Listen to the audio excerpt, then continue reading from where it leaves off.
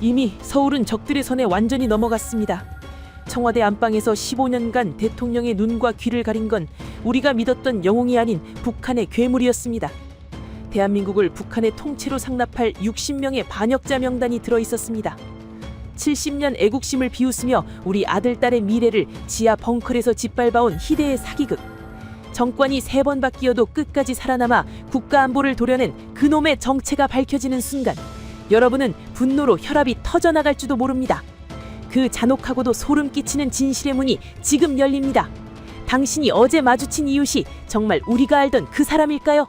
여러분 안녕하세요. 오늘도 찾아와 주셔서 반가워요. 구독과 좋아요 꼭 눌러주시고 또 함께 하시는 여러분의 지역을 댓글로 알려주세요. 그쪽 방향으로 감사의 절 올릴게요. 구독은 방송 만드는데 진짜 큰 힘이 되거든요. 항상 응원해 주셔서 고맙습니다. 2026년 2월에 어느 칠흑 같은 밤, 대한민국 안보의 심장부인 청와대에서 불과 60km 떨어진 서부전선 DMZ에서 전 세계 정보기관의 눈을 뒤집어 놓을 일대 사건이 터집니다.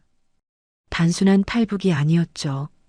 이것은 지난 70년간 공들여 쌓아온 대한민국의 자유민주주의 체제를 단 한 번에 무너뜨릴 수 있는 거대한 뇌관이 터진 순간이었습니다.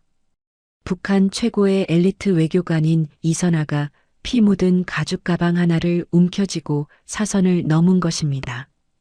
그녀가 들고 온 것은 북한의 핵무기보다 더 무서운 폭탄이었습니다. 바로 대한민국 입법부와 사법부 그리고 행정부의 가장 깊숙한 곳까지 침투해 대통령의 눈과 귀를 가려온 간첩 60명의 실명이 적힌 반역자 리스트였죠. 지금부터 펼쳐질 이야기는 여러분이 아는 뉴스 너머의 진짜 대한민국이 마주했던 잔혹한 진실입니다. 안녕하세요. 여러분. 저는 국정원에서 25년간 대공수사를 전담해온 박 대령입니다. 오늘 제가 여러분께 들려드릴 이야기는 국가기밀로 분류되어 영원히 묻힐 뻔했던 대한민국 역사상 가장 잔혹하고도 위대한 승리의 기록입니다. 제가 겪은 일은 영화보다 더 독하고 현실은 상상보다 더 잔인했습니다. 그날은 정말 지독하게도 비가 내렸죠. 2026년 2월 5일 새벽 2시였습니다. 긴급 호출을 받고 달려간 경기 북부의 어느 안가에서 저는 이선아를 처음 만났습니다. 온몸이 진흙과 피로 범벅이 된 채 떨고 있는 그녀의 눈빛은 공포 그 자체였어요. 제가 이선아에게 따뜻한 물 한 컵을 건네며 말을 걸었습니다. 정신 좀 듭니까? 여기까지 오느라 고생 많았습니다. 당신이 가져온 게 뭔지 말해줄 수 있겠습니까? 제 질문에 이선아는 대답 대신 제 팔을 부러질 듯이 꽉 움켜쥐었습니다. 그녀의 목소리는 갈라져 있었지만 그 내용은 날카로운 비수처럼 제 가슴을 찔렀죠. 박 대령님, 지금 대한민국 대통령이 죽어가고 있어요. 육체적인 병이 아닙니다. 그분의 곁을 지키는 그 짐승 같은 놈이 대통령의 영혼을 갉아먹고 있다고요. 저는 그녀의 말에 등줄기가 서늘해지는 것을 느꼈습니다. 이선아는 떨리는 손으로 가죽 가방을 열어젖혔습니다. 그 안에는 1급 기밀이라고 붉은 도장이 찍힌 낡은 서류 뭉치가 들어있었죠. 첫 장을 넘기는 순간 제 심장이 멈추는 줄 알았습니다. 거기에는 북한 김정은의 시퍼런 친필 서명과 함께 소름 끼치는 지령이 적혀 있었어요. 고려 연방제 완성을 위한 청와대 장악작전. 그리고 명단 최상단에는 지난 15년간 대한민국 국민의 존경을 한 몸에 받으며 대통령의 가장 가까운 곳에서 국정을 좌지우지해 온 그분의 이름이 선명하게 적혀 있었습니다. 저는 믿을 수 없어서 소리쳤습니다. 이게 정말 사실입니까? 이분은 3번의 정권이 바뀌는 동안 단 한 번도 청렴을 잃지 않았던 국가의 원로 아닙니까? 어떻게 이런 분이 북한의 지령을 받는단 말입니까? 제 외침에 이선아가 핏기 없는 얼굴로 쓴웃음을 지으며 대답했습니다. 그게 바로 북한이 노린 점입니다. 가장 믿음직한 가면을 쓴 자만이 가장 깊은 곳에 비수를 꽂을 수 있는 법이니까요. 그분은 지난 15년 동안 대통령에게 매일같이 보약을 올렸죠? 그건 보약이 아니라 기억을 흐리게 하고 판단력을 마비시키는 약물이 섞인 독약이었습니다. 그 순간 안가에 설치된 모니터에서 지직거리는 소리와 함께 영상 하나가 재생되었습니다. 평양 외곽의 어느 처형장이었죠. 이선아의 노부모와 어린 조카가 말뚝에 묶여 있었습니다. 화면 속에서 차가운 총성이 울려 퍼졌고 이선아의 가족들은 낙엽처럼 쓰러졌습니다. 이선아는 찢어지는 비명을 지르며 바닥을 굴렀습니다. 아버지, 어머니, 제발, 박 대령님, 저들이 제 가족을 죽였어요. 저 괴물들을 가만두지 마세요. 제발 저들을 다 죽여주세요. 이선아의 오열이 방 안을 가득 채울 때 갑자기 전등이 깜빡거리더니 모든 전원이 차단되었습니다. 어둠 속에서 누군가의 은밀한 발소리가 들렸죠. 저는 본능적으로 권총을 뽑아들었습니다. 그때 제 귀를 스치는 날카로운 바람 소리가 났습니다. 퍽 소리와 함께 이선아의 팔에 작은 독침이 박혔습니다. 청와대 내부에서 보낸 암살자가 이미 안가까지 침투한 것입니다. 저는 어둠을 향해 방아쇠를 당겼습니다. 거기 누구냐? 당장 나타나지 못해.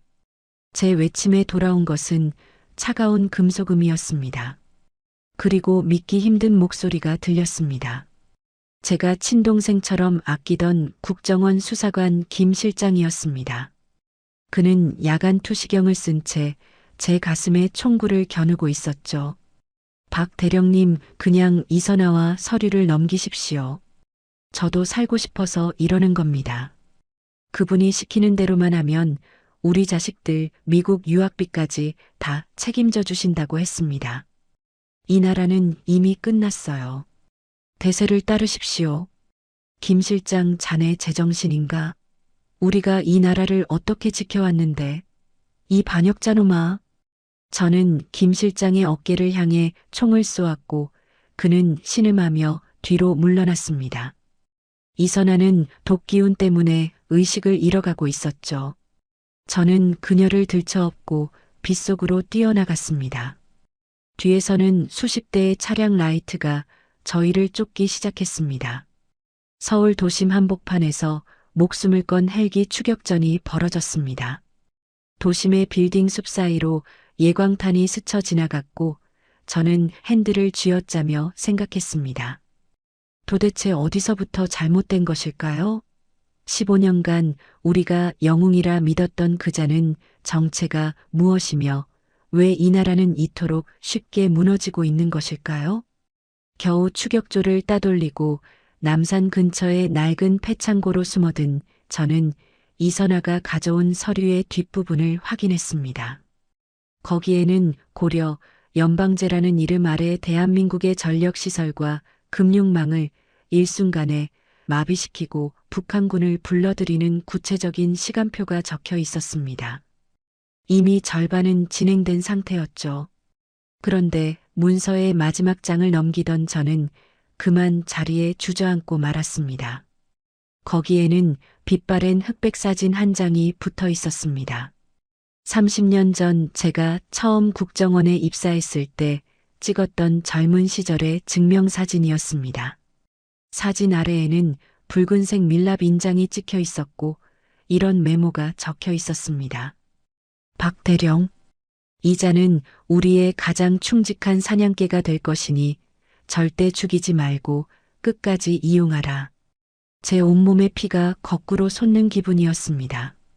제가 지금까지 걸어온 길조차 그들의 치밀한 설계 중 하나였단 말입니까?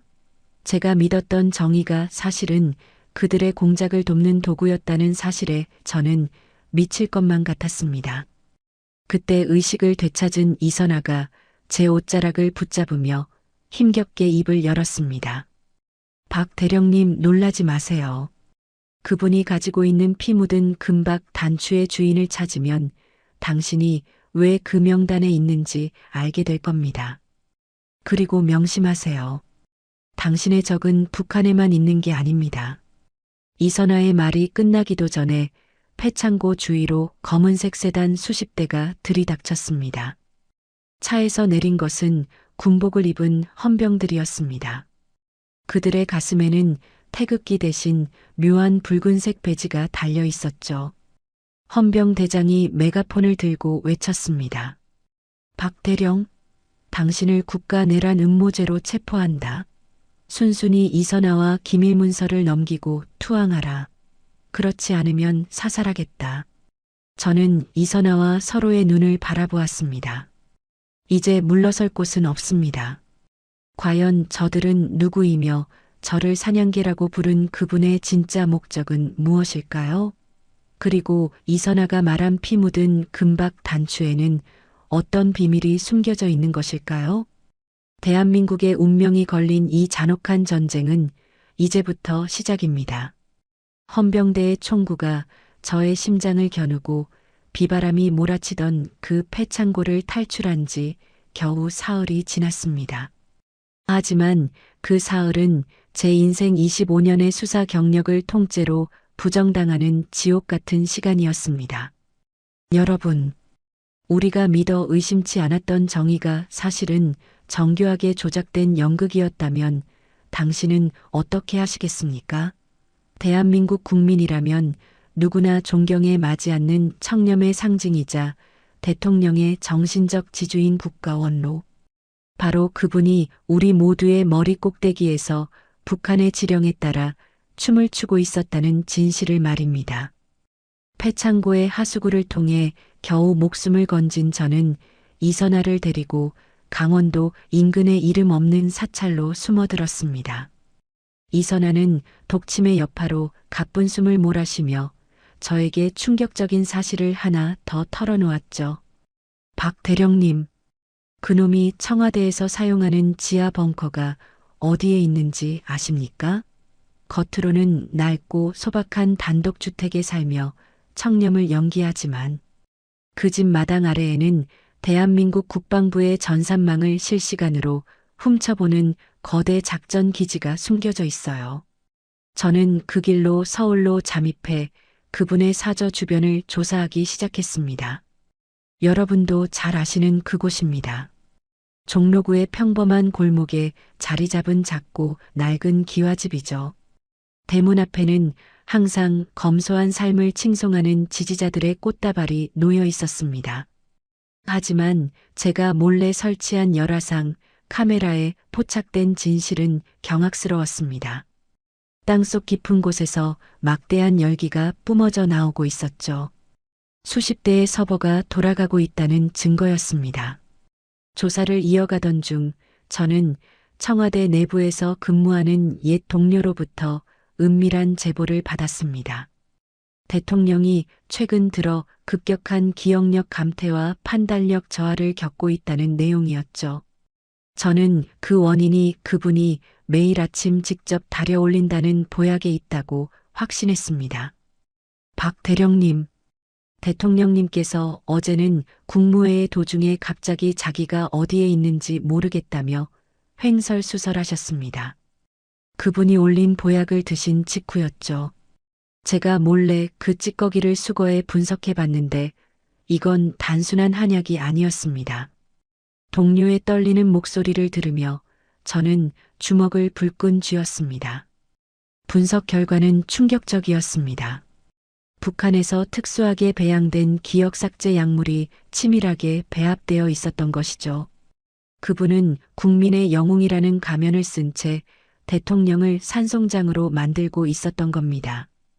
더욱 기가 막힌 사실은 그분의 과거 기록이었습니다. 제가 국정원 메인 서버를 해킹해 확인한 결과 그분이 30살이 되던 해부터 15년간의 행적이 완전히 삭제되어 있었습니다. 육군사관학교 시절 전설적인 인재로 불리던 그가 돌연 사라졌다가 다시 나타나 정계의 거물이 되기까지의 공백. 저는 그 답을 지리산의 어느 낡은 무덤가에서 찾아냈습니다. 육사 시절 그의 동기였던 한 은퇴 장성이 저에게 피 묻은 옛날 사진 한 장을 건네며 말했습니다. 박 대령, 내가 이 말을 죽기 전까지는 안 하려고 했네만. 사실 그놈의 아버지는 6.25 전쟁 때 지리산에서 끝까지 저항하던 빨치산의 우두머리였네. 우리 군에 의해 처단당할 때 그놈이 옆에서 지켜보고 있었지. 그 증오에 가득 찬 눈빛을 나는 지금도 잊을 수 없다네. 소름이 끼쳤습니다. 빨치산의 아들이 신분을 세탁하고 대한민국 육사를 졸업해 대통령의 멘토가 되었다니요. 여러분, 이것이 정녕 가능한 일입니까? 그분은 매일 새벽 국립현충원을 찾아 참배하는 것으로 유명했습니다. 하지만 제가 잠복하며 지켜본 진실은 전혀 달랐습니다. 비가 오던 화요일 새벽이었습니다. 현충원 구석진 묘역에서 그분은 낡은 군복을 입은 노파와 접선하고 있었습니다. 저는 지향성 마이크를 통해 그들의 대화를 엿들었죠. 수령님께서 동지에게 전하는 마지막 지령입니다. 고려 연방제 선포를 위한 마지막 단추를 끼우십시오. 대통령의 정신이 완전히 붕괴될 때가 바로 그때입니다. 그분의 대답은 더 가관이었습니다. 알겠습니다. 이미 영부인까지 제 소나기에 넣었으니 걱정 마십시오. 대한민국이라는 나라는 이제 곧 역사 속으로 사라질 겁니다. 저는 그 소리를 듣는 순간 이성을 잃고 튀어나갈 뻔했습니다. 하지만 그때 제 휴대폰으로 긴급 메시지가 날아왔습니다. 제 집 마당에서 고도의 도청 장치가 발견되었다는 보안업체의 경고였죠. 그분은 이미 저의 일거수일투족을 감시하고 있었던 겁니다. 불길한 예감은 틀리지 않았습니다. 그분을 의심하며 독자적으로 수사를 진행하던 육군 참모총장이 갑작스러운 추락사로 생을 마감했다는 뉴스가 속보로 떴습니다. 공식 발표는 실족사였지만 저는 알고 있었습니다. 그것은 명백한 암살이었습니다. 장례식장에서 만난 참모총장의 유가족은 저에게 피 묻은 넥타이 핀 하나를 건네며 흐느꼈습니다. 박 대령님, 저희 남편이 죽기 직전에 이 핀을 꼭 쥐고 있었어요. 이건 남편의 것이 아닙니다. 그분이 항상 가슴에 달고 다니던 태극기 배지의 뒷부분이에요. 그 배지 뒤에는 미세한 카메라 렌즈가 숨겨져 있었습니다. 그분은 태극기를 가슴에 달고 대한민국을 감시하고 있었던 것입니다. 분노가 머리끝까지 치밀어 올랐습니다. 저는 더 이상 참을 수 없어 그분의 사저로 쳐들어갔습니다. 거실에 앉아 평온하게 차를 마시고 있던 그분은 저를 보며 인자한 미소를 지었습니다. 하지만 그 눈빛은 뱀처럼 차가웠죠. 박 대령, 여기까지 오느라 고생이 많았네. 자네가 찾는 진실이 무엇인가? 내가 북한의 끈앞풀이라는 거? 아니면 이 나라를 통째로 넘기려 한다는 거? 당신은 인간도 아니야. 어떻게 국민의 존경을 이용해 이런 끔찍한 짓을 저지를 수 있는 거지? 당신의 정체가 대체 뭐야? 제 외침에 그분은 천천히 안경을 벗으며 자리에서 일어났습니다. 그리고 제 귀가 의심될 만큼 충격적인 말을 내뱉었죠. 정체라. 자네가 보고 있는 이 얼굴이 진짜라고 생각하나?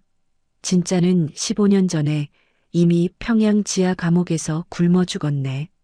나는 그와 똑같이 성형수술을 받고 내려온 가짜지. 대한민국 국민들은 참으로 멍청해. 얼굴 하나 바뀌었다고 빨치산의 아들을 성자로 받들어 모시니 말이야. 저는 뒤통수를 커다란 망치로 얻어맞은 기분이었습니다. 성형수술로 바뀐 가짜 영웅이라니요. 여러분, 우리가 15년간 고개를 숙여 존경을 표했던 대상이 사실은 북한의 공작원이었던 겁니다. 그분은 천천히 제 곁으로 다가와 제 귓가에 차갑게 속삭였습니다. 그런데 박 대령, 자네 아버지가 어떻게 죽었는지 정말 모르나? 자네 아버지는 6.25 때 우리 아버지를 사살한 원수였지. 그래서 내가 자네 아버지를 직접 처단했네. 15년 전 그 비오는 밤에 말이야. 제 눈앞이 캄캄해졌습니다. 30년 전 사고로 돌아가신 줄 알았던 아버지가 사실은 이 괴물의 손에 살해당했다는 사실에 제 심장이 터질 듯이 뛰기 시작했습니다. 복수심과 공포가 뒤섞여 몸이 떨려왔습니다. 그분은 제 반응이 즐거운 듯 미친 듯이 웃기 시작했죠. 자네 아버지는 죽기 전까지 자네 이름만 부르더군.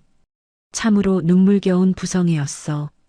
자, 이제 자네도 아버지 곁으로 보내줄 때가 된 것 같군. 그분의 말이 끝나기가 무섭게 서재의 책장이 열리며 검은 정장을 입은 괴한들이 쏟아져 나왔습니다. 저는 본능적으로 허리춤에 권총을 잡으려 했지만 이미 늦었습니다. 제 머리 위로 묵직한 타격감이 느껴졌고 저는 그대로 바닥에 쓰러졌습니다.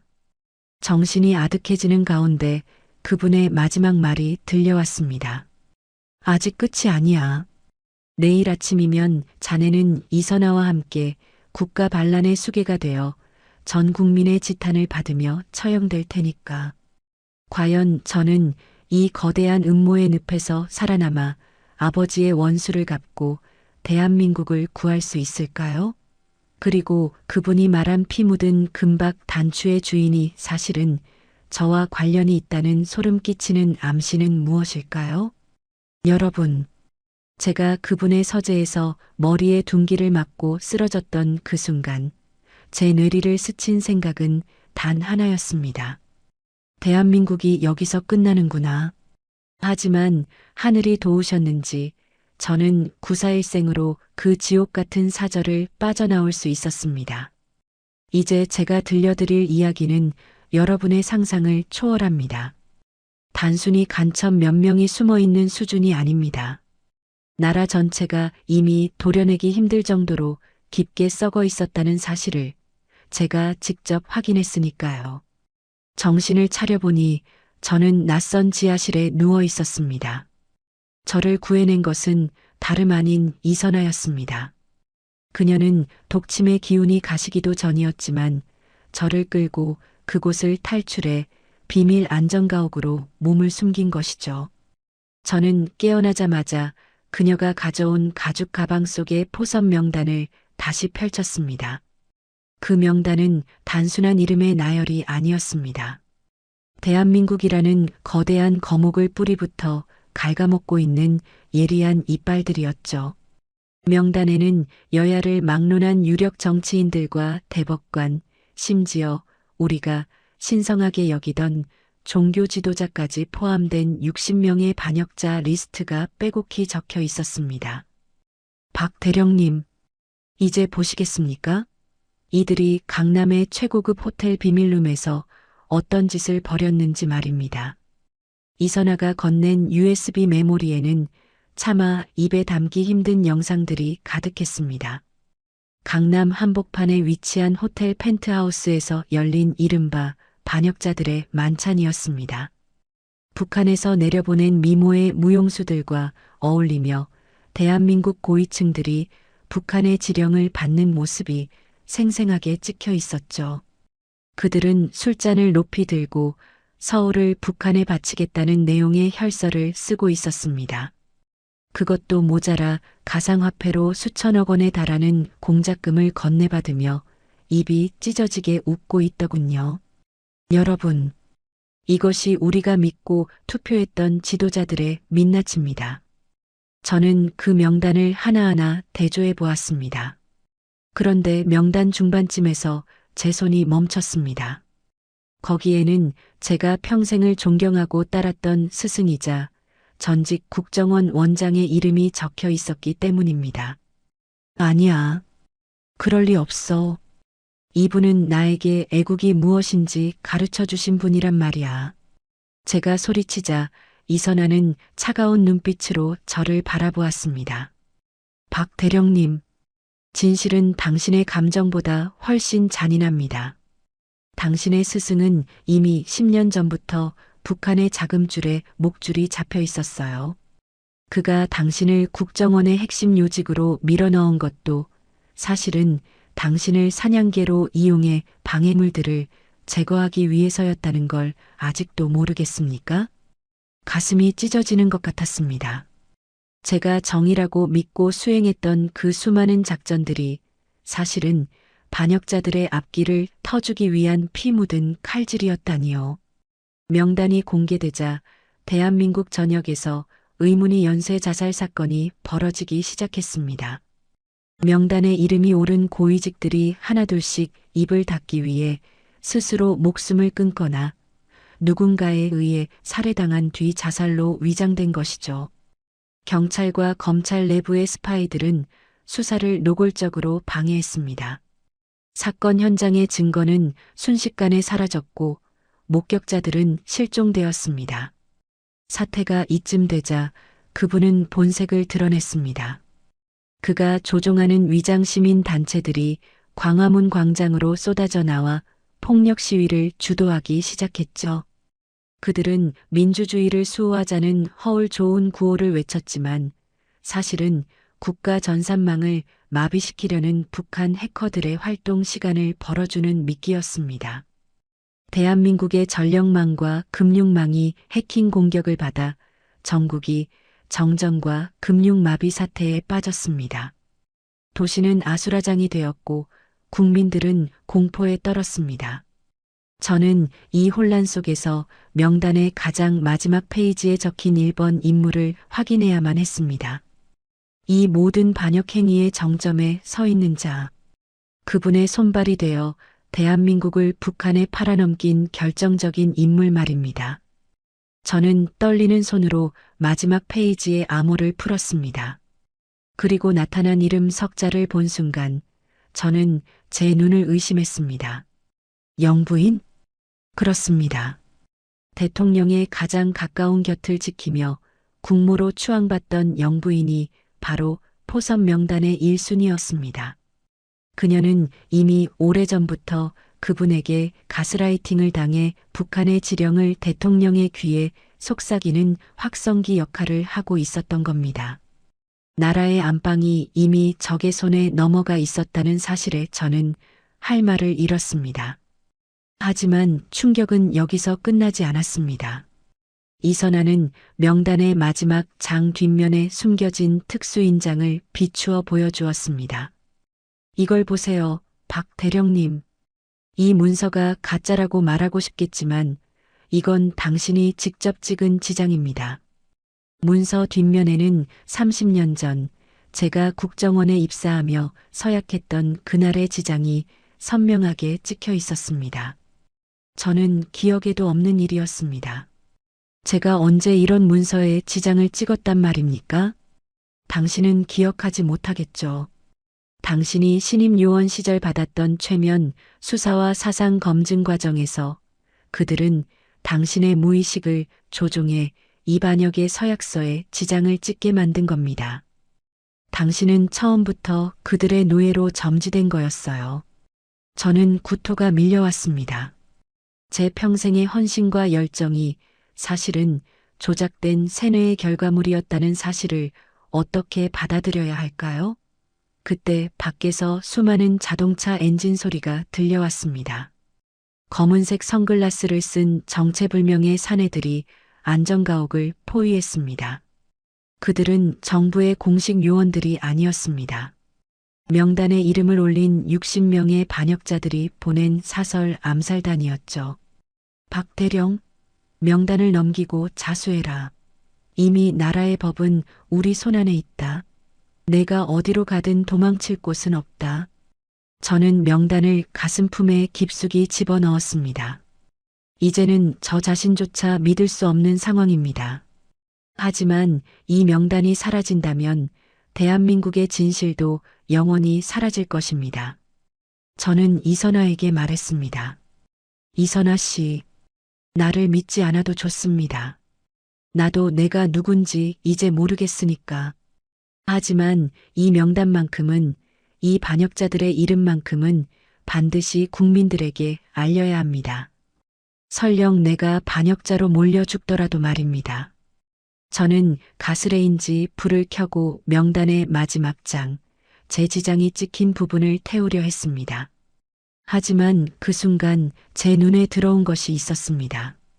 불길에 그을린 종이 너머로 또 다른 이름이 떠오르기 시작했죠. 그것은 바로 제 죽은 아버지의 이름이었습니다. 왜 제 아버지가 이 리스트의 비밀 결사 명단에 들어있는 것일까요?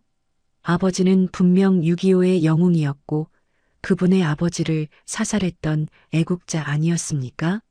꼬리에 꼬리를 무는 의문과 공포가 저를 덮쳐왔습니다. 여러분, 우리가 알고 있던 역사가 전부 거짓이라면, 그리고 우리가 믿었던 영웅이 사실은 원수의 자식이었다면 당신은 누구를 믿고 싸우시겠습니까? 명단 속의 60인은 이제 대한민국 전역에서 동시에 움직이기 시작했습니다. 그들이 노리는 것은 단 하나, 청와대를 완전히 장악해 북한군을 불러들이는 유령 작전의 개시였습니다. 과연 저는 제 자신의 정체성에 대한 의문을 뒤로한 채 청와대로 잠입해 대통령을 구해낼 수 있을까요? 그리고 명단 속에 숨겨진 제 아버지의 진실은 무엇일까요? 대한민국의 심장이 멈추기까지 남은 시간은 단 6시간입니다. 여러분, 지금 이 순간 우리가 발을 딛고 서 있는 이 땅이 정말 안전하다고 믿으십니까? 서울의 밤 공기는 차가웠지만 청와대 주변은 기괴할 정도로 고요했습니다. 하지만 그 고요함은 폭풍 전야의 침묵이었죠. 갑자기 청와대의 모든 유선 및 무선 통신망이 일제히 차단되었습니다. 외부와의 연결고리가 단숨에 잘려나간 것입니다. 국가의 최고 통수권자가 머무는 그곳이 단 몇 분 만에 거대한 고립무원의 섬으로 변해버렸습니다. 저는 이선아와 함께 남산의 폐창고를 빠져나와 청와대 외곽에 도착했습니다. 제 눈앞에 펼쳐진 광경은 지옥 그 자체였죠. 박 대령님, 저들을 보세요. 저건 우리 경호처 요원들이 아닙니다. 걸음걸이와 총을 쥔 자세를 보세요. 저들은 평양에서 온 특수부대원들입니다. 이선아의 떨리는 목소리가 제 귀를 때렸습니다. 정말이었습니다. 대통령을 보호해야 할 경호원들의 옷을 입고 있었지만 그들의 눈빛에는 대한민국에 대한 충성심 대신 살기 어린 적개심만이 가득했습니다. 그들은 이미 청와대 내부의 충성파들을 조용히 제거하고 그 자리를 대신 꿰차고 앉은 유령들이었습니다. 가장 충격적인 사실은 대통령의 마지막 보루인 지하 벙커의 암호가 북한 공작원들에 의해 이미 해킹되었다는 점이었습니다. 그분은 이미 청와대 내부 전산망을 손바닥 들여다보듯 파악하고 있었던 것이죠. 저는 더 이상 지체할 수 없었습니다. 정문으로 돌파하는 것은 자살 행위였습니다. 저는 30년 전 국정원 신입 시절에 익혔던 청와대 지하 하수구 지도를 머릿속에서 끄집어냈습니다. 이선아 씨, 여기서 기다리세요. 만약 1시간 안에 제가 나오지 않으면 이 서류를 가지고 무조건 미국 대사관으로 뛰십시오. 이건 제 목숨보다 소중한 대한민국의 마지막 심장박동입니다. 저는 차가운 하수구 물속으로 몸을 던졌습니다. 오물 냄새와 쥐새끼들이 들끓는 어둠 속을 기어가며 저는 허리춤에 찬 낡은 권총 한 자루를 꽉 쥐었습니다. 그것은 월남전 영웅이었던 제 아버지가 유품으로 남겨주신 대추나무 손잡이가 달린 낡은 권총이었습니다. 아버지, 저에게 힘을 주십시오. 이 나라가 무너지는 것을 그냥 보고만 있을 수는 없습니다. 하수구를 빠져나와 본관 지하 통로에 진입했을 때 저는 처참한 광경을 목격했습니다. 복도 곳곳에는 끝까지 저항하던 젊은 경호관들이 피를 흘리며 쓰러져 있었습니다. 그들의 손에는 아직도 낡은 태극기 휘장이 꽉 쥐어져 있었죠. 저는 눈물을 삼키며 그들의 눈을 감겨주었습니다. 미안하다. 정말 미안하다. 내가 조금만 더 빨리 왔어야 했는데. 그때 집무실 쪽에서 기괴한 소리가 들려왔습니다. 낮은 읊조림과 함께 무언가 규칙적인 타격음이 들렸죠. 제가 문틈으로 들여다본 광경은 그야말로 경악 그 자체였습니다. 그분이 대통령의 머리 위에 손을 얹고 마치 주술을 부리듯 북한의 세뇌 구호를 외치고 있었습니다. 동지는 이제 새로운 조선의 아침을 맞이할 준비가 되었소.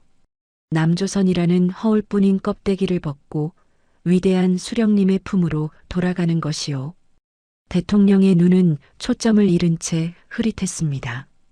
그분이 매일같이 올렸던 보약 속에 든 약물이 대통령의 의지를 완전히 무너뜨린 것이죠.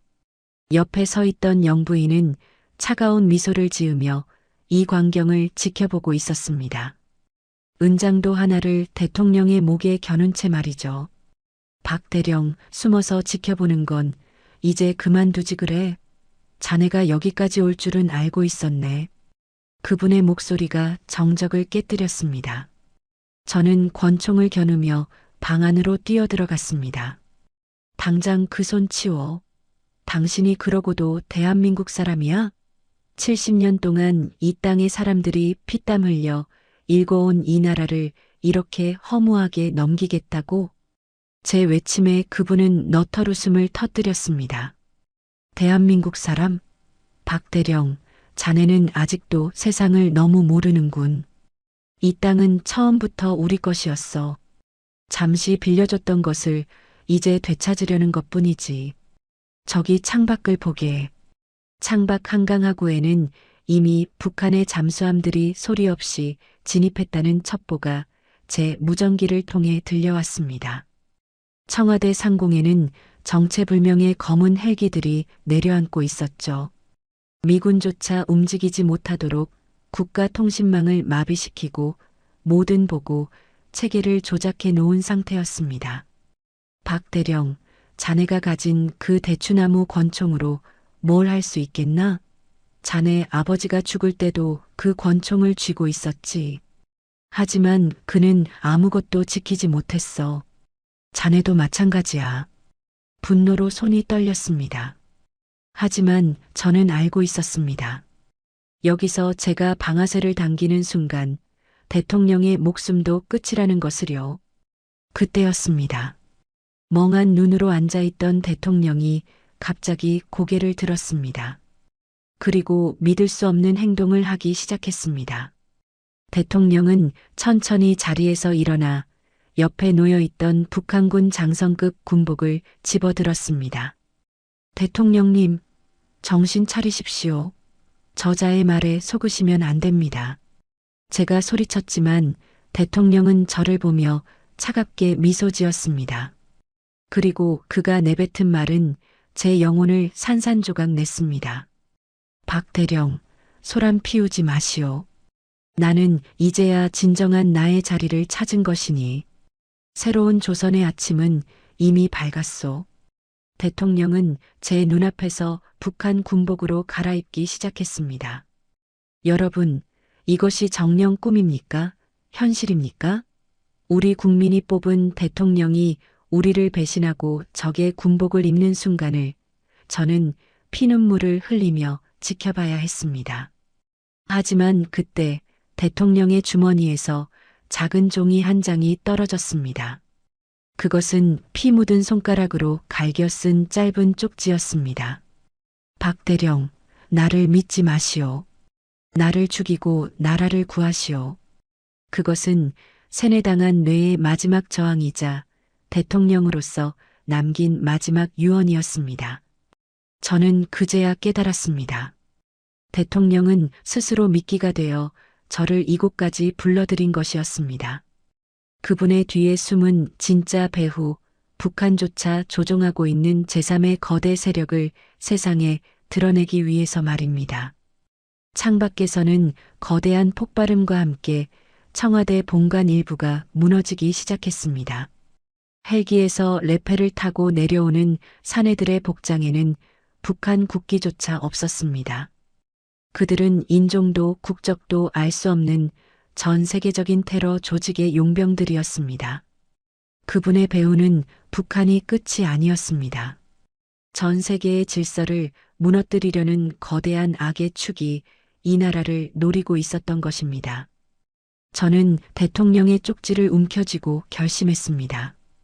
좋다. 당신들이 원하는 게 피해 축제라면 기꺼이 상대해주지. 하지만 기억해라. 대한민국은 그렇게 쉽게 무너지지 않는다. 저는 낡은 권총의 놀이쇠를 당겼습니다. 그분은 광기에 어린 웃음을 지으며 저를 향해 다가왔습니다. 대통령의 목에 겨눠진 은장도가 번뜩였습니다. 일촉즉발의 순간 청와대 지하에서 예상치 못한 거대한 진동이 느껴졌습니다. 그것은 그분도 북한도 심지어 저조차 예상하지 못했던 대한민국 최후의 보루가 깨어나는 소리였습니다. 과연 청와대 지하에 숨겨진 진짜 비밀은 무엇일까요? 그리고 대통령은 정말로 반역의 길을 택한 것일까요? 70년 전부터 이어져 온 이 잔혹한 인연의 끝이 이제 서서히 다가오고 있습니다. 2026년 2월 6일 밤, 대한민국 심장부 청와대가 불길에 휩싸인 그 시각, 경남 함양의 지리산 자락 깊숙한 곳에서는 70년 동안 멈춰있던 거대한 역사의 톱니바퀴가 다시 돌아가기 시작합니다. 여러분은 믿어지십니까? 우리가 민주주의를 누리며 번영을 구가하던 그 긴 세월 동안 이 땅 아래에는 오로지 대한민국의 파괴만을 위해 대를 이어 길러진 인간 병기들의 마을이 존재했다는 사실을 말입니다. 이것은 단순한 이념의 대립이 아닙니다. 대를 이어 내려온 피의 복수이자 우리 사회 가장 깊숙한 곳에 박혀있던 썩은 뿌리에 대한 이야기입니다. 박 대령이 마주한 진실은 그가 평생 바쳐온 애국심을 뿌리째 흔들어 놓기에 충분했습니다. 청와대 본관의 폭발을 뒤로하고 제가 도착한 곳은 경상남도 함양의 지리산 자락, 지도에도 나오지 않는 의문의 패촌이었습니다. 그분의 비밀 서재에서 발견한 낡은 좌표가 가리킨 곳이었죠. 이선아와 함께 풀숲을 헤치고 들어간 그곳엔 6.25 전쟁이 끝난 뒤에도 처단되지 않았던 거물 빨치산들의 아지트가 마치 시간이 멈춘 듯 보존되어 있었습니다. 박 대령님, 저기 보세요. 마을 입구의 돌탑들. 저건 단순한 돌무덤이 아닙니다. 북한의 비밀 지령을 전달하던 암호함이에요. 이선아의 손가락이 가리킨 곳에는 낡은 우체통 대신 이끼 낀 돌틈 속에 녹슨 철암이 숨겨져 있었습니다. 마을로 들어서자 소름 끼치는 광경이 펼쳐졌습니다. 겉보기엔 평범한 시골 마을이었지만 집집마다 벽 너머에 사상 교육을 위한 지하실이 설계되어 있었죠. 저는 어느 낡은 기와집 지하에서 먼지 쌓인 비디오 테이프를 발견했습니다. 재생기를 돌리자 흑백 화면 속에서 어린아이들이 태극기를 불태우며 북한의 군가를 부르는 충격적인 영상이 흘러나왔습니다. 이게 뭐야? 이 아이들은 지금 다 어디로 갔단 말입니까? 제 물음에 이선아는 힘없이 대답했습니다. 이곳이 바로 침묵의 마을입니다. 여기서 길러진 아이들은 성인이 된 후 신분을 세탁하고 서울로 올라갔죠. 어떤 이는 검사가 되었고 어떤 이는 국회의원이 되었습니다. 그리고 그 정점에 바로 그분이 있었던 겁니다. 저는 마을 가장 깊은 곳, 그분의 생가로 알려진 폐가 뒷마당을 파헤쳤습니다. 거기서 나온 것은 피 묻은 가죽 일기장이었습니다. 그분의 아버지가 남긴 기록이었죠. 일기장 첫 장에는 1953년 7월의 날짜와 함께 증오가 가득 담긴 문장이 적혀 있었습니다. 내 아들아, 너의 심장에 새겨진 공화국의 깃발을 잊지 마라. 너를 죽여서라도 이 땅을 붉게 물들여라. 일기장 사이에서 떨어진 낡은 사진 한 장이 제 눈을 찔렀습니다. 어린 시절의 그분이 북한 김일성의 무릎에 앉아 환하게 웃고 있는 모습이었죠. 우연한 입성이 아니었습니다. 그는 평생을 대한민국 파괴를 위해 정밀하게 설계된 점지된 간첩이었습니다. 그런데 일기장 마지막 장을 넘기던 제 손이 경련을 일으키기 시작했습니다. 이건 말도 안 돼. 이 이름이 왜 여기에 있는 거야? 일기장 끝에는 제 아버지의 성함이 적혀 있었습니다. 6.25의 영웅이라 불리던 제 아버지가 사실은 이 빨치산 우두머리와 형제처럼 지내던 동지였다는 기록이었습니다. 아버지는 전쟁 중에 전향한 척하며 국군에 입대했지만 사실은 이곳 침묵의 마을을 보호하기 위해 군이 핵심 정보를 북한에 넘겨왔던 것입니다. 박 대령님, 진실을 마주할 용기가 있습니까?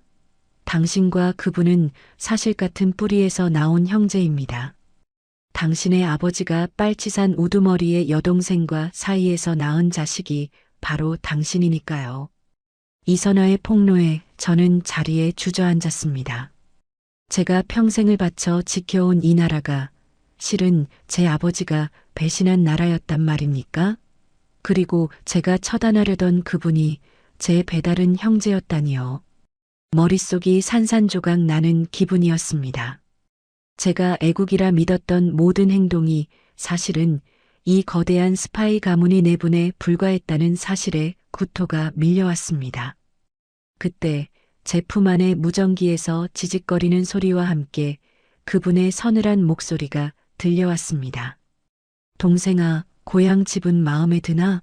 내가 그곳을 찾을 줄 알았지. 내 심장에도 나와 같은 붉은 피가 흐르고 있다는 걸 이제야 깨달았느냐? 닥쳐. 당신과 나는 달라. 나는 대한민국 국군 대령이다. 내 아버지가 배신자였을지 몰라도 나는 이 나라의 아들로 살겠단 말이다. 제 절규에 그분은 비릿하게 웃으며 말을 이었습니다. 가상하구나. 하지만 내 그 알량한 애국심이 내 어머니의 목숨보다 소중할까? 지금 내 어머니를 모시고 있다. 30분 뒤에 지리산 천왕봉 아래 낡은 사찰로 와라. 혼자 오지 않으면 내 어머니의 심장에 내가 직접 대추나무 말뚝을 박아주마. 전화가 끊기고 저는 미친 듯이 사찰을 향해 뛰었습니다. 빗물인지 눈물인지 모를 액체가 얼굴을 타고 흘렀습니다. 사찰 입구에 도착했을 때 그분은 평온하게 가야금을 타고 있었습니다. 그 옆에는 제 어머니가 입에 재갈이 물린 채 보름달 아래 묶여 있었죠. 박대령, 아니 내 동생아. 이제 선택해라. 대한민국을 배신하고 형의 손을 잡을 것인가 아니면 내 손으로 어머니의 마지막 숨을 거둘 것인가. 그분은 서서히 자리에서 일어나 가슴팍을 열어젖혔습니다. 그의 심장 위에는 선명한 북한 국기가 문신되어 있었습니다. 그리고 그 옆에는 제 아버지가 남겼던 것과 똑같은 금박 단추가 박혀 있었죠. 여러분, 이것은 단순한 대결이 아닙니다. 70년을 이어온 원한의 대물림이자 한 가족의 비극이 국가의 운명을 집어삼키려는 순간입니다. 형님, 당신이 정말 내 형이라면 제발 여기서 멈춰주세요. 아버지가 원했던 건 이런 피해 축제가 아니었을 겁니다. 저는 권총을 내려놓으며 눈물로 호소했습니다. 하지만 그분의 눈에는 광기만이 가득했습니다. 아버지가 원한 건 승리였다. 내가 지키려는 이 가짜 민주주의가 아니라 우리가 주인인 세상 말이다. 그분이 어머니의 목에 칼을 들이대는 순간 숲속에서 부엉이 울음소리가 들려왔습니다. 그것은 약속된 신호였습니다. 하지만 그 신호의 주인이 누구인지 저는 알지 못했습니다. 과연 이 천륜을 어기는 비극의 끝에는 무엇이 기다리고 있을까요? 그리고 그분의 말대로 제 핏줄 속에 흐르는 본능이 저를 배신의 길로 인도하게 될까요? 대한민국의 새벽은 아직 멀었고 지리산의 밤은 피냄새로 물들어갑니다. 2026년 2월 6일 자정. 대한민국의 모든 전산망이 마비되고 청와대가 유령들의 손에 넘어가던 그 시각, 전국 각지의 낡은 아파트와 시골 농가에서는 기이한 현상이 벌어지고 있었습니다. 첨단 해킹 기술로 무장한 북한의 사이버 부대조차 예상치 못한 변수가 발생한 것이죠. 그것은 바로 디지털 신호가 닿지 않는 곳, 먼지 쌓인 장롱 깊숙한 곳에서 꺼내진 낡은 아날로그 무전기들의 교신이었습니다. 여기는 독수리, 비둘기 응답하라. 70대 노병들이 평생을 간직해온 그들만의 암호가 대한민국 상공을 가로지르기 시작했습니다. 국가 시스템이 멈추자 잊혔던 영웅들이 국가를 지키기 위해 무덤에서 일어난 호국령처럼 다시 일어선 것입니다. 지리산 천왕봉 아래 차가운 빗줄기가 제 얼굴을 때리고 있었습니다. 제 배다른 형이자 대한민국을 파멸로 몰아넣으려는 그분의 칼날이 어머니의 목을 겨누고 있던 절체절명의 순간이었죠. 박대령, 아니 내 동생아. 이제 포기해라. 서울은 이미 우리 수중에 떨어졌고 너의 그 알량한 애국심은 이제 쓰레기통에 처박힐 일만 남았다. 형의 광기 어린 목소리가 산울림처럼 퍼져나갈 때였습니다. 갑자기 산기슭 저 멀리서 둔탁한 엔진 소리와 함께 눈부신 헤드라이트 불빛이 쏟아졌습니다. 70년대 월남전에서나 쓰였음 법한 낡은 군용 트럭들이 비탈길을 타고 올라오고 있었죠. 트럭에서 내린 이들은 젊은 군인들이 아니었습니다. 머리가 하얗게 센 하지만 눈빛만큼은 20대 청년보다 날카로운 노병들이었습니다. 그들의 가슴에는 낡은 훈장들이 비바람 속에서도 찬란하게 빛나고 있었죠. 그중 한 노신사가 앞으로 걸어 나왔습니다. 제가 국정원 시절부터 존경해온 은퇴한 대공 수사의 전설, 최노병이었습니다. 이놈아, 내 놈이 아무리 나라를 팔아먹으려 해도 이 땅을 지키기 위해 피 흘린 우리 노병들의 혼까지는 팔지 못할 것이다. 최노병의 일갈에 형은 당황한 듯 소리쳤습니다. 이 늙은이들이 죽으려고 발악을 하는군. 내 놈들이 가진 그 녹슨 칼과 구식 무전기로 뭘 하겠다는 거냐? 이미 국가통신망은 우리가 장악했다. 최노병은 비웃듯이 가슴팍에서 낡은 수지침과 돋보기 안경을 꺼내 들었습니다. 내 놈들이 지배하는 건 전기 신호뿐이지. 우리는 마음과 마음으로 연결되어 있다. 박대령, 정신 차리게. 자네 뒤에는 아직 이 나라를 사랑하는 수백만 노병이 있네. 그 순간 전국에서 집결한 노병들의 반격이 시작되었습니다. 젊은이들이 모르는 지리산의 비밀 지하 통로를 통해 노병 저격수들이 소리 없이 배치되었습니다. 그들은 첨단 야간 투시경 대신 평생을 갈고 닦은 감각과 노련한 사격 솜씨로 형의 공작원들을 하나둘씩 무력화하기 시작했죠. 형은 당황하여 어머니를 인질로 잡고 뒤로 물러났습니다. 오지 마. 오면 이 여편네 목을 따버리겠다. 저는 절망적인 심정으로 어머니를 바라보았습니다. 그런데 어머니의 눈빛이 달라져 있었습니다. 어머니는 눈물 어린 미소를 지으며 제게 입모양으로 말씀하셨습니다. 아들아, 걱정 마라. 나는 이미 죽음을 각오했다. 이 나라를 지켜라.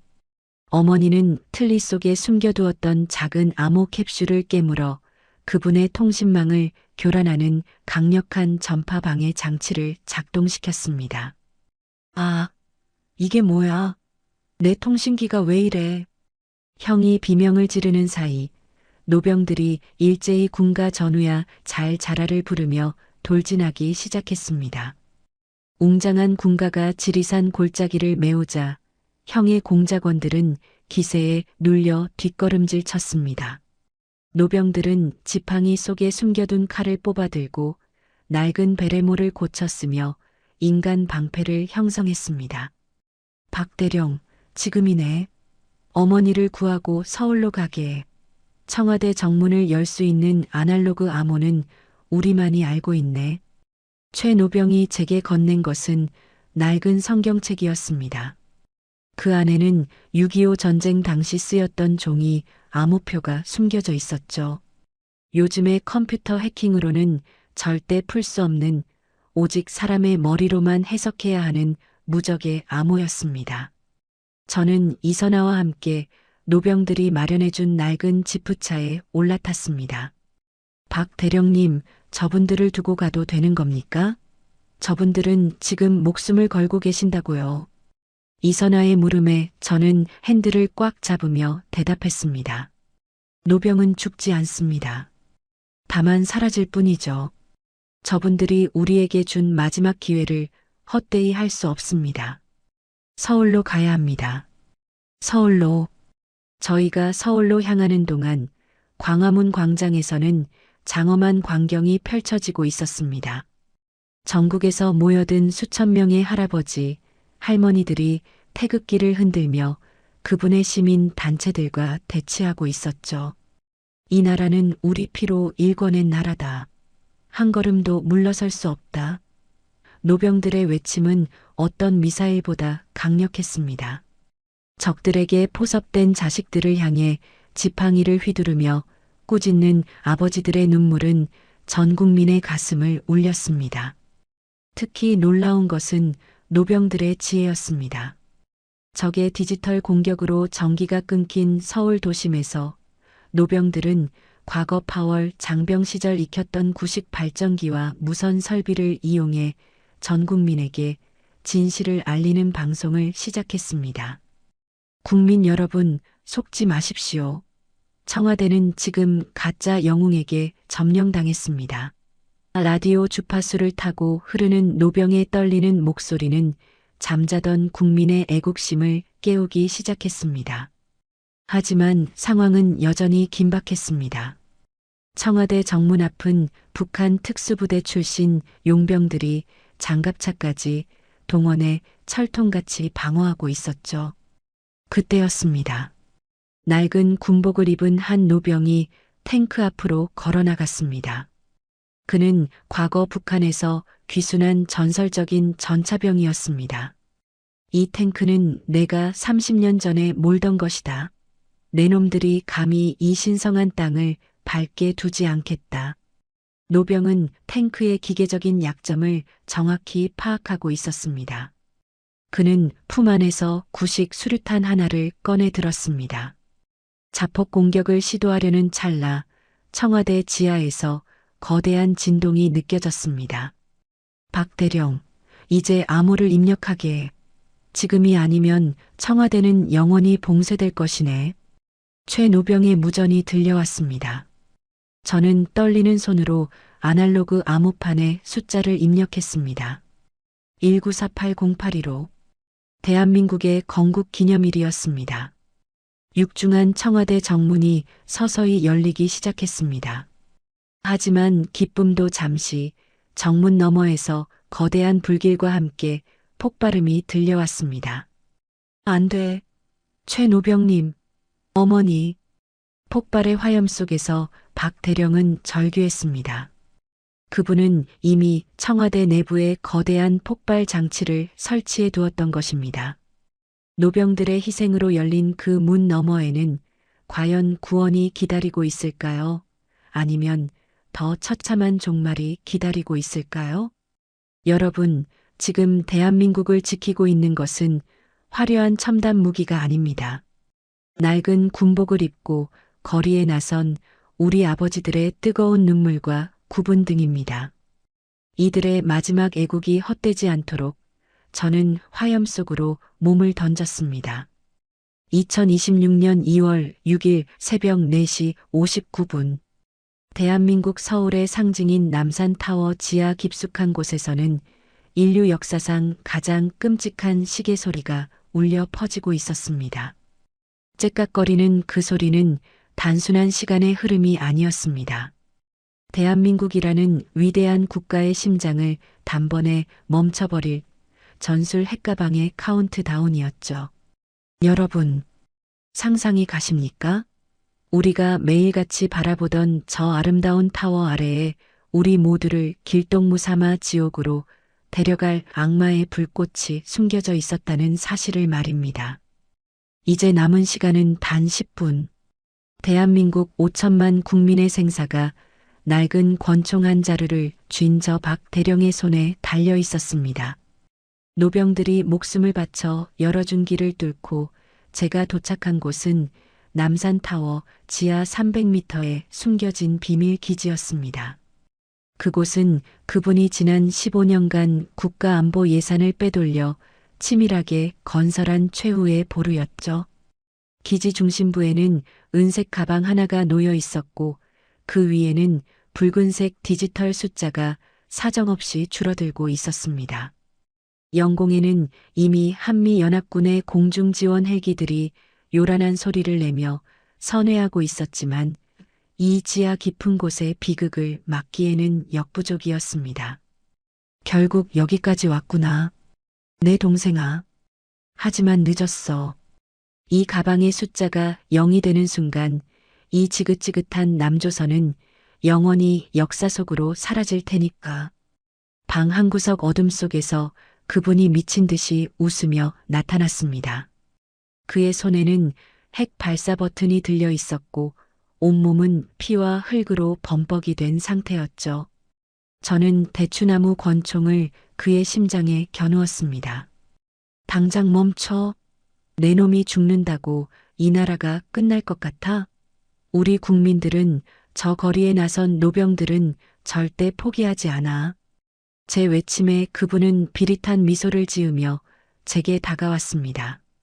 국민들, 그들은 양떼에 불과해. 누가 밥만 잘 주면 주인도 몰라보고 꼬리를 흔드는 가여운 존재들이지. 내가 죽으면 이 나라도 죽는 거야.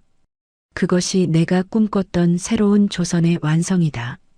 저는 방아쇠를 당기고 싶은 충동을 억눌렀습니다. 지금 그를 죽이면 핵가방의 비밀번호를 영원히 알 수 없게 될 테니까요. 그때 기지 안의 대형 모니터에서 대통령의 모습이 비쳤습니다. 비록 세뇌당에 북한 군복을 입고 있었지만 그의 눈동자에는 마지막 이성의 빛이 서려 있었죠. 대통령은 떨리는 목소리로 대국민 연설을 시작했습니다. 국민 여러분, 저는 실패한 지도자입니다. 하지만 대한민국은 실패하지 않았습니다. 박 대령, 부디 저를 원망하지 말고 해야 할 일을 하십시오. 그것은 작별 인사였습니다. 동시에 저에게 보내는 마지막 명령이었죠. 저는 그분의 멱살을 잡고 바닥으로 내동댕이 쳤습니다. 말해, 비밀번호가 뭐야? 이 폭탄을 어떻게 멈추지? 저는 그를 고문하듯 짓눌렀지만 그는 피 섞인 침을 뱉으며 악마처럼 웃을 뿐이었습니다. 비밀번호? 그건 자네가 평생을 부정해온 그날에 있다. 그리고 명심해라. 이 폭탄은 내 심장 박동과 연결되어 있어. 내가 죽으면 폭탄은 즉시 터진다. 경악할 노릇이었습니다. 자신의 생명을 인질로 삼아 국가를 파괴하려는 그 치밀한 광기 앞에 소름이 돋았습니다. 째깍거리는 시계는 이제 1분을 가리키고 있었습니다. 땀방울이 눈을 찔러 시야가 흐릿해졌죠. 저는 떨리는 손으로 핵가방의 다이얼을 바라보았습니다. 6자리 숫자. 그분이 말한 평생을 부정해온 그날은 과연 언제일까요? 문득 뇌리를 스치는 날짜가 있었습니다. 1948년 8월 15일. 대한민국 건국일이었습니다.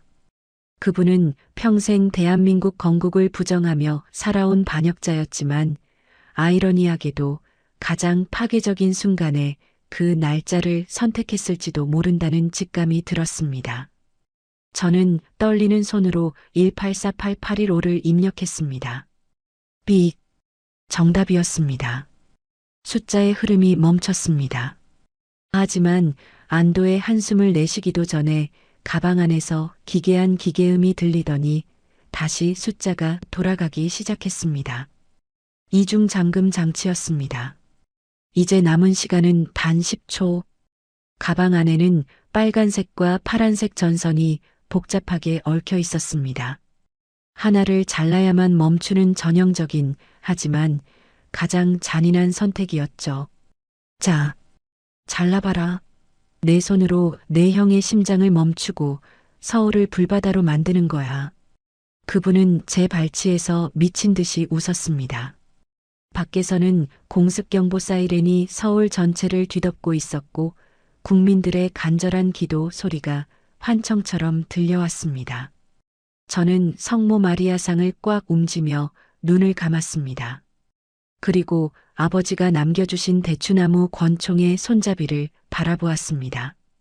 거기에는 작은 글씨로 아버지가 생전에 좋아하시던 애국가 사절의 가사가 새겨져 있었죠. 이 기상과 이 맘으로 충성을 다하여. 저는 주머니에서 빨간색 절단기를 꺼냈습니다. 그리고 파란색 선을 향해 칼날을 가져갔습니다. 5초, 4초, 3초. 제 이마에서 흐른 땀방울이 핵가방의 디지털 숫자 위로 떨어졌습니다. 그분은 승리를 확신한 듯 눈을 부릅뜨고 저를 노려보았습니다. 1초를 남겨둔 그 찰나의 순간 저는 파란색 선이 아닌 그분의 가슴에 달린 금박 단추를 향해 절단기를 날렸습니다. 퍽! 금박 단추 속에 숨겨져 있던 마이크가 전국에 켜졌습니다. 그분의 자백과 광기 어린 목소리가 모든 국민의 안방과 라디오로 생중계되기 시작한 것입니다. 그 순간 국민들의 거대한 함성이 남산타워 지하까지 진동하는 것 같았습니다. 그 함성의 에너지가 전해진 것일까요? 멈출 것 같지 않던 숫자가 7초를 남기고 기적처럼 멈춰 섰습니다. 말도 안 돼. 어떻게 멈춘 거지? 내 심장은 아직 뛰고 있는데. 그분은 당황하며 자신의 가슴을 움켜쥐었습니다. 하지만 그가 몰랐던 사실이 하나 있었습니다. 그 폭탄의 진짜 작동 원리는 심장 박동이 아니라 국민들의 저항 의지에서 나오는 전자기파의 변화에 반응하도록 설계된 특수 장치였던 것이죠. 이선아가 미리 설치해둔 역정보 공작이 빛을 발한 순간이었습니다. 저는 피 묻은 전투화로 그분을 걷어찼습니다. 이제 모든 것이 끝났다고 생각했습니다. 하지만 바닥에 쓰러진 그분은 갑자기 실성한 듯 웃으며 주머니에서 작은 리모컨 하나를 더 꺼내 들었습니다.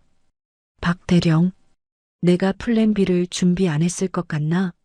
핵은 멈췄을지 몰라도 청와대 지하에 매설된 500톤의 TNT는 지금 이 순간에도 작동하고 있어. 그의 손가락이 버튼을 누르려는 순간 저는 망설임 없이 방아쇠를 당겼습니다. 탕!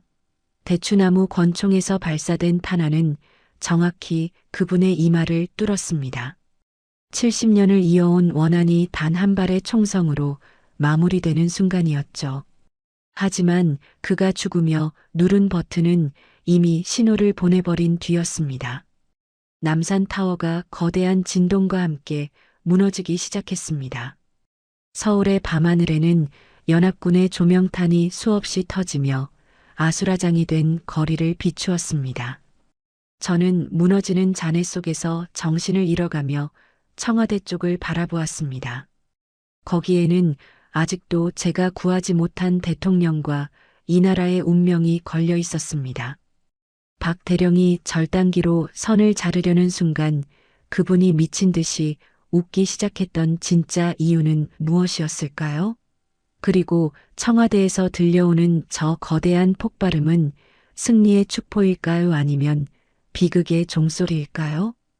2026년 2월 7일 마침내 대한민국의 찬란한 태양이 남산 너머로 그 위용을 드러냈습니다.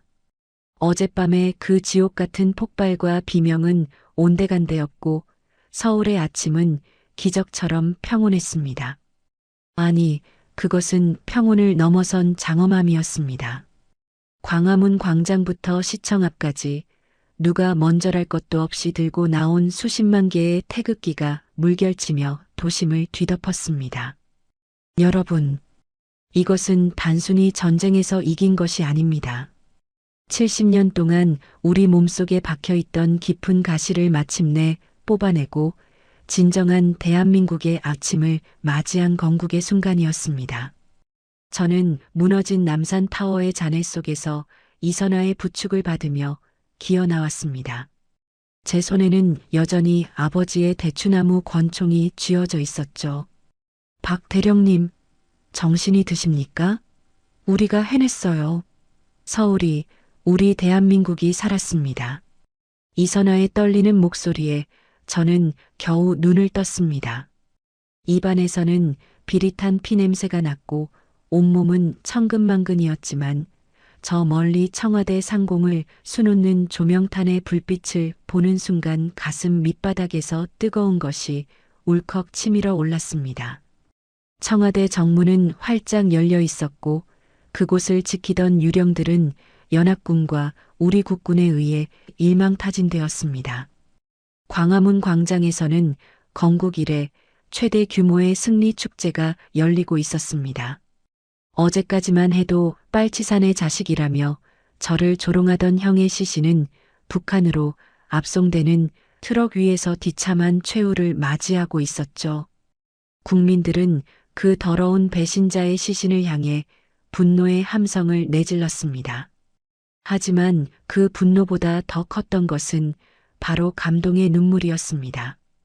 단상 위에는 이번 작전에 숨은 주역들, 머리가 희끗희끗한 70대 노병들이 서 있었습니다. 장롱 속에서 꺼낸 낡은 군복을 입고 훈장을 가슴에 단 그들의 구분 등 위로 대한민국 최고의 명예 훈장이 수여되었습니다. 박 대령, 자네 덕분에 우리 노병들이 마지막으로 이름값을 했네. 이제 우리는 죽어도 여한이 없어. 최 노병이 제 손을 꽉 잡으며 말했습니다. 그의 거친 손마디에서 저는 70년 대한민국을 지탱해온 무거운 책임감을 느꼈습니다. 여러분, 이 나라를 지킨 것은 대단한 정치가도 첨단 무기도 아니었습니다. 나라가 위기에 처했을 때 지팡이를 던지고 일어선 우리 아버지와 할아버지들의 꺾이지 않는 투혼이었습니다. 하지만 승리의 기쁨 뒤에는 쓰라린 진실의 청소가 기다리고 있었습니다. 청와대의 안방을 더럽혔던 영부인과 명단에 적힌 60명의 반역자들은 줄줄이 포승줄에 묶여 끌려나갔습니다. 그들이 누렸던 부귀영화는 전부 몰수되어 국가의 자산으로 환원되었습니다. 대통령은 눈물 어린 대국민 사과를 통해 자신의 과오를 빌었습니다. 세뇌의 약물에서 깨어난 대통령의 눈에는 깊은 회한이 서려 있었죠. 국민 여러분, 제가 눈이 멀어 나라를 위태롭게 했습니다. 박 대령과 노병들이 아니었다면 저는 역사의 죄인으로 남았을 것입니다. 저는 국정원 복귀령을 받았습니다. 하지만 제 몸은 이미 한계에 다다라 있었습니다. 무너지는 남산타워 지하에서 입은 내상과 평생을 바친 수사 업무의 과로로 인해 제 폐는 이미 기능을 잃어가고 있었죠. 의사는 저에게 시한부 선고를 내렸습니다. 하지만 저는 슬프지 않았습니다. 이 나라의 아침을 지켜낼 수만 있다면 제 목숨 하나쯤은 아버지가 그랬듯 기꺼이 바칠 준비가 되어 있었으니까요. 저는 마지막으로 국정원 본청 취조실에 앉아 이선아와 마주했습니다. 그녀는 이제 북한 외교관이 아닌 대한민국의 자유시민으로서 새로운 삶을 준비하고 있었습니다. 박 대령님, 이제 좀 쉬세요. 당신은 할 일을 다 하셨습니다. 이선아 씨, 아직 끝난 게 아닙니다. 뿌리가 깊은 나무는 한 번의 가위질로 잘리지 않는 법이죠. 저는 책상 위에 놓인 새로운 보고서를 펼쳤습니다. 국회의사당 지하 비밀 통로를 수색하던 중 발견된 또 다른 명단이었습니다. 그곳에는 그분이 남긴 제2, 제3의 고정 간첩 명단이 빼곡히 적혀 있었습니다. 심지어 지금 이 순간에도 광화문에서 태극기를 흔들며 승리를 축하하는 군중 속에는 그들의 끈앞풀이 섞여 있을지도 모른다는 소름 끼치는 사실이 적혀 있었죠. 저는 창밖을 바라보았습니다. 평화로운 거리, 웃고 있는 아이들, 그리고 다시 활기를 찾은 시장 상인들. 이 평범한 일상을 지키기 위해 누군가는 영원히 어둠 속에서 눈을 뜨고 있어야 합니다. 저는 마지막 힘을 짜내어 대국민 메시지를 작성했습니다. 존경하는 국민 여러분, 평화는 거저 주어지는 것이 아닙니다. 여러분의 이웃이, 여러분이 믿었던 영웅이 언제든 가면을 쓸 수 있다는 사실을 잊지 마십시오. 눈을 뜨십시오. 우리가 잠드는 순간 역사는 되풀이될 것입니다. 저녁 노을이 붉게 타오르며 서울 시내를 감싸 안았습니다. 웅장한 오케스트라 선율이 울려 퍼지고 수천 마리의 비둘기가 평화롭게 하늘을 날아올랐습니다. 하지만 저는 그 평화 속에서 서늘한 기운을 느꼈습니다. 거리를 지나가던 한 젊은 청년이 저와 눈이 마주쳤을 때 그는 죽은 그분과 똑같은 소름 끼치는 미소를 지으며 제 곁을 지나갔습니다. 제 집무실로 돌아온 순간 책상 위에 낡은 유선 전화기가 요란하게 울리기 시작했습니다. 30년 전 아버지가 쓰시던 그 전화기였습니다.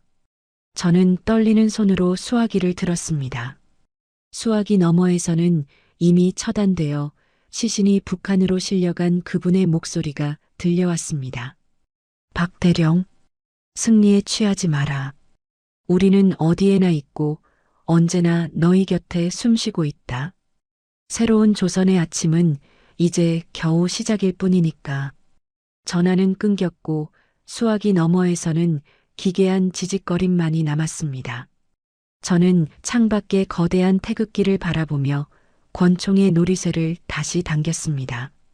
대한민국의 아침은 밝았지만 저의 전쟁은 아직 끝나지 않았습니다. 여러분, 지금 당신의 옆에 있는 사람은 누구입니까? 그리고 당신은 정말로 안전하다고 믿으십니까? 오디오본 영상은 가상 재구성을 포함한 팩션 오디오북입니다. 사실과 다를 수 있으며 안보 경각심을 위한 창작물임을 밝힙니다. 함께 해주셔서 고마워요. 다음에도 또 만나요.